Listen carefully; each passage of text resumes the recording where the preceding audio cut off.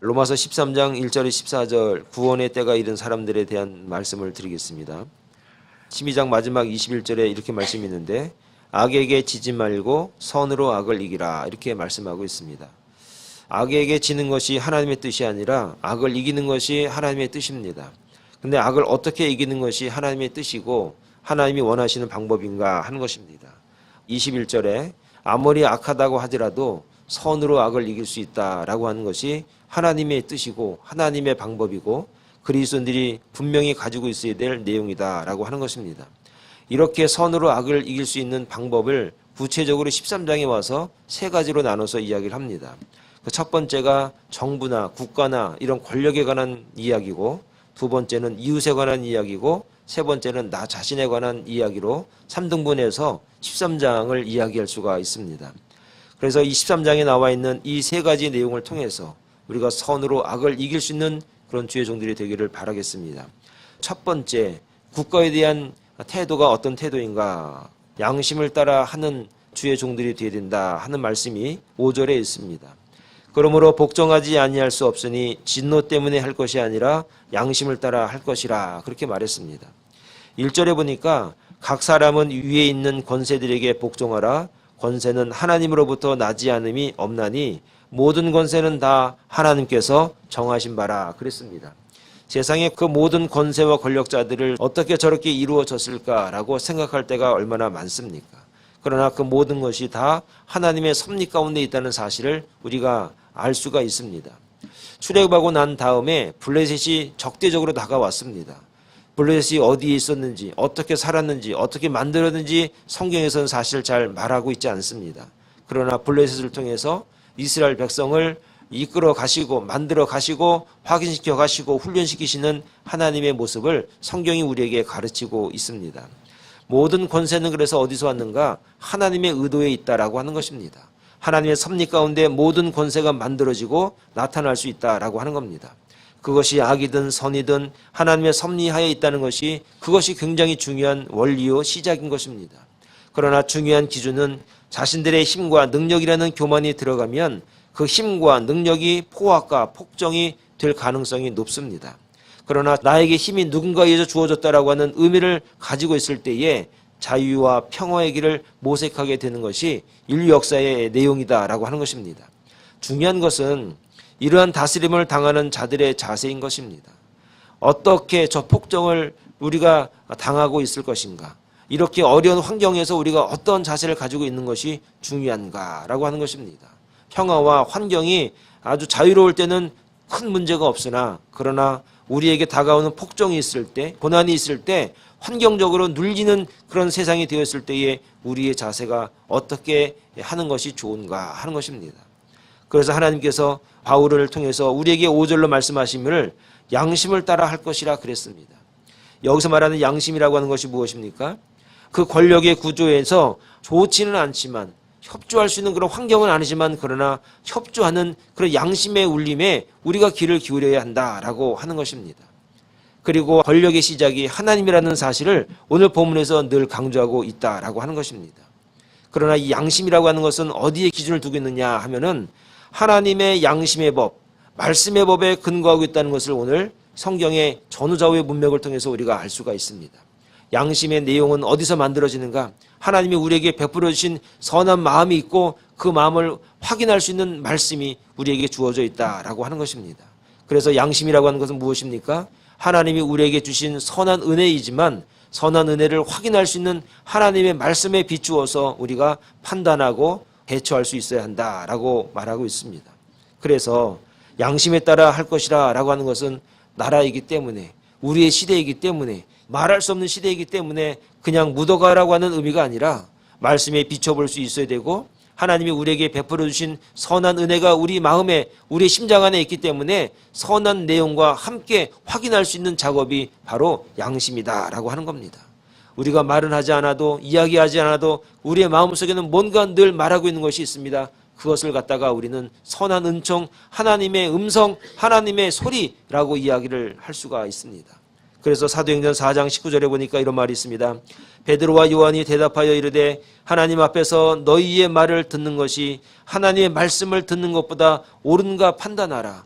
우리는 보고 들은 것을 말하지 않을 수 없다 하니 이런 말씀을 베드로와 요한이 공회 앞에서 당당하게 이야기하는 것을 우리가 성경을 통해 볼 수가 있는 것입니다.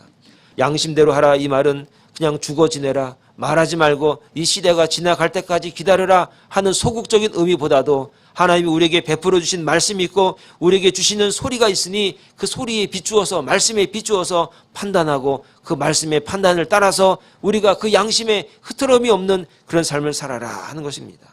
양심이라고 하는 것은 적극적인 답이며 하나님의 심판에 대한 두려움이 바로 양심이라고 하는 것입니다. 이런 근거가 있음에도 불구하고 근본적인 양심을 저버리고 내가 산다면 어찌 보면 하나님의 심판이 우리에게 다가올 수 있다라고 하는 것입니다. 사랑하는 여러분, 그래서 예수 믿는 사람들은 적극적입니다. 너무 적극적이다 못해 너무 말이 많아 이런 말도 사실 들을 때가 있을 것 같습니다. 그러나 그 원인이 어디에서 왔는가? 하나님이 주신 선한 말씀, 하나님이 우리에게 베풀어 주신 선하고 온전하신 그런 기준이 우리에게 주어져 있기 때문에 그 소리를 듣고 양심을 따라 살아가는 주의 종들이 되어야 할 것이다 라고 하는 겁니다. 여러분, 양심의 소리에 가장 충실했던 조상들이 누구였는가 여러분 생각해 보면 대한민국에 있는 많은 선한 그리스도인들이었습니다.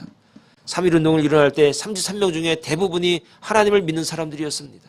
하나님의 양심의 소리에 귀를 기울였기 때문에 나라가 어려움에 처했을 때 그들은 태극기를 들고 나갔던 사람들이 바로 양심이 살아있던 그리스도인들이었다라고 하는 것입니다.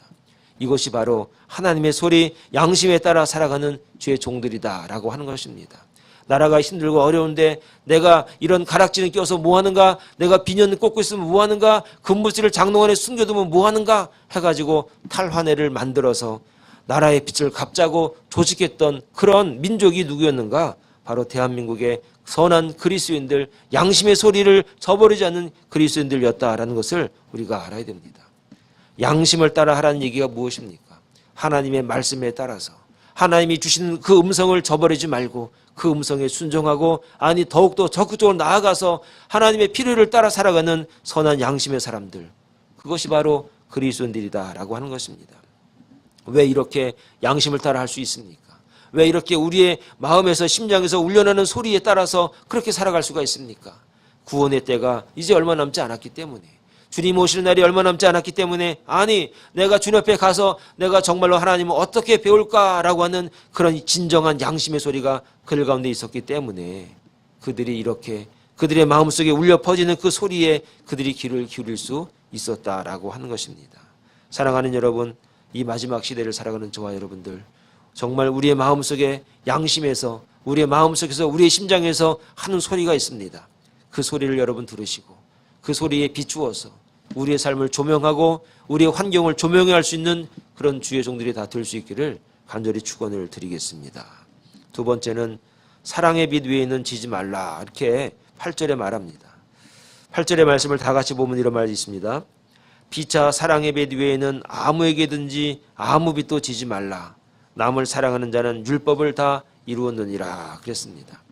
오늘 이 8절의 말씀은 두 가지 정도로 내용을 정리를 하면은 성도들이 살아가는 데 있어서 갚지 않고 남겨두는 빛이 있어서는 절대로 안 된다 하는 의무조항이 있고, 또 하나는 사랑이란 성도들이 지불해야 하는 빛으로서 다 갚음이 없는 영원한 부채 중에 하나가 바로 사랑의 빛이다라고 말씀을 하고 있습니다. 그래서 사랑하는 순간에 율법이 완성이 되었고 완전히 이루어졌다라고 사도 바울이 그렇게 고백하고 있습니다. 사도 바울 그가 쓴 로마서라든지 고린도 전서라든지 여러 가지 서신서를 가만히 보면은 율법을 굉장히 강조를 많이 합니다.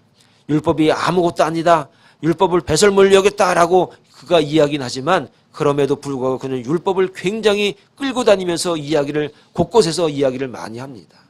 왜냐하면 율법을 통해서 우리의 죄를 볼 수가 있습니다. 율법을 통해서 우리가 두려워할 수도 있습니다. 율법을 통해서 우리가 하나님의 그런 가시적인 모습을 우리가 확인할 수가 있기 때문에 율법의 유용성, 율법이 얼마나 우리에게 중요한가에 대해서 이야기하고 있습니다. 그러면서 그가 계속적으로 몰고 가는 하나의 방향이 있는데 그것이 무엇인가? 율법을 통해서 우리는 율법을 분명히 이루어야 하는데 어떻게 이룰 수 있는가? 우리 힘으로, 우리 능력으로, 우리 자신으로는, 사람으로는 아무도 율법을 이룰 수가 없는데 오로지 한 분만 이룰 수 있다. 예수 그리스도. 그분의 이름으로 사랑하는 사람, 그분의 이름을 가지고 온 세상에 그분의 이름을 전하는 사람, 그분이 주시는 그 사랑을 우리가 깨닫는 사람, 그 사랑을 알고 있는 사람, 그 사람들은 율법을 이루는 것이다. 사랑하는 여러분, 그래서 사랑은 율법의 완성이라고 10절에 말씀하고 있습니다. 오늘 저와 여러분들이 이 세상에 살면서 율법을 저버리고 구약을 저버리고 말씀을 저버리려고 우리가 예수 믿는 것이 아니라 말씀을 갖고 율법을 부여잡고 그것을 완성하고 이루어야 되는데, 그것이 무엇이냐? 사랑하게 되면 그 율법이 우리에게 이루어지게 된다는 사실을 여러분 믿을 수 있길 바랍니다. 그래서 9절에 보니까 이렇게 말합니다. 간음하지 말라, 살인하지 말라, 도둑질하지 말라, 탐내지 말라 한 것과 그 외에 다른 계명이 있을지라도 내 이웃을 내 자신과 같이 사랑하라 하신 그 말씀 가운데 다 들었느니라. 사랑이라고 하는 것이 무엇입니까? 이웃을 사랑하게 되면 그 사랑 안에는 무엇이 있습니까? 이웃에 대한 탐냄도 사라지게 되고, 도둑질할 마음도 사라지게 되고, 살인할 마음도 사라지게 되고, 간음할 마음도 사라지게 되는 것입니다. 하나님의 사람이기 때문에 사랑하게 되면 모든 율법이 그 사랑 안에 다 들어갈 수밖에 없게 되는 겁니다. 사랑하는 여러분, 오늘 저와 여러분들 가운데 이 땅에서 하나님의 말씀, 율법을 온전히 이뤄가고 성취하는 그런 주의 종들이 되기를 바랍니다. 어떻게 하면서? 사랑하면서, 사랑의 빚을 갚아가면서, 사랑하면서, 나를 위해 죽으신 예수 그리스도에 대한 그 사랑의 빚을 갚아가면서 우리가 살아갈 때에 이 땅에서 율법을 이루는 거룩한 주의 종들이 될 수 있다는 사실을 여러분 믿을 수 있기를 바라겠습니다. 그래서 오늘 저와 여러분들이 사랑하지 못할 게 무엇입니까? 이해하지 못하고 받아주지 못할 게 무엇이 있겠습니까? 내가 큰 빚을 졌습니다. 사랑의 빚을 졌습니다. 이 사랑의 빚을 잘 갚아나가는 그런 여러분의 일생과 삶이 될 때 율법을 완성했기 때문에, 율법을 이루셨기 때문에 우리는 하나님의 자녀여 주의 백성으로 살아갈 수 있다는 사실을 여러분 믿고 확신 가운데 가는 주의 종들이 다 되기를 간절히 축원합니다. 마지막 세 번째는 낮에와 같이 단정하라 그랬습니다. 자, 13절 말씀에 보면 이런 말이 있습니다. 낮에와 같이 단정히 행하고 방탕하거나 술 취하지 말며 음란하거나 호색하지 말며 다투거나 시기하지 말고 그랬습니다. 여기서 말해 보면 33절의 말씀에 보면 낮에와 같이 단정하라 그랬습니다. 여러분, 단정이라고 하는 뜻이 헬란말로 유스케모노스 이렇게 발음을 하는데, 이 뜻이 어떤 뜻이 있냐면 이건 두 단어가 하나가 된 합성어입니다. 좋다는 의미와 겉으로 드러나는 모양이라는 단어가 하나가 돼서 단정이라는 단어가 만들어진 겁니다. 그러니까 좋은 모양은 좋은 내용이 있는 겁니다. 이 단어는 사람이 이중적이면 안 된다 그런 얘기입니다. 그래서 낮에와 같이라는 그런 근거가 있습니다. 낮에는 사람들이 나를 바라봅니다. 낮에는 다 드러납니다. 빛이 환합니다. 그래서 바른 길로 옳은 길로 신호도 잘 지키고 인상도 쓰지 않고 잘 살아갑니다. 그런데 어둠이 다가오면 사람들이 변화될 수 있다라고 하는 겁니다. 악한 세력이 몰려다니는 어두움이 다가오면 아무도 보지 않는다고 생각하게 되면은 사람들이 변질되고 변화되고 악의 속성을 발휘할 수 있다라고 하는 겁니다. 그래서 오늘 바울이 뭐라고 말합니까? 낮에와 같이, 집에서나 직장에서나 잠잘 때나 어두울 때나 밝을 때나 어디에서든지 우리가 단정하라 그랬습니다. 사랑하는 여러분, 마지막 때에는 하나님이 찾는 사람들은 어떤 사람인가? 단정한 사람들을 찾습니다. 마지막 때에 어떤 교회를 하나님이 기뻐하시는가? 단정한 교회를 하나님이 기뻐하십니다. 하나님이 원하시는 교회, 하나님이 원하는 성도는 어떤 성도인가? 단정한 성도입니다. 좋은 모양도 있고 좋은 내용도 있고 이중적이지 않으며 하나의 모습을 가지고 있는 사람, 그 사람들을 하나님이 기뻐하신다라고 하는 것입니다.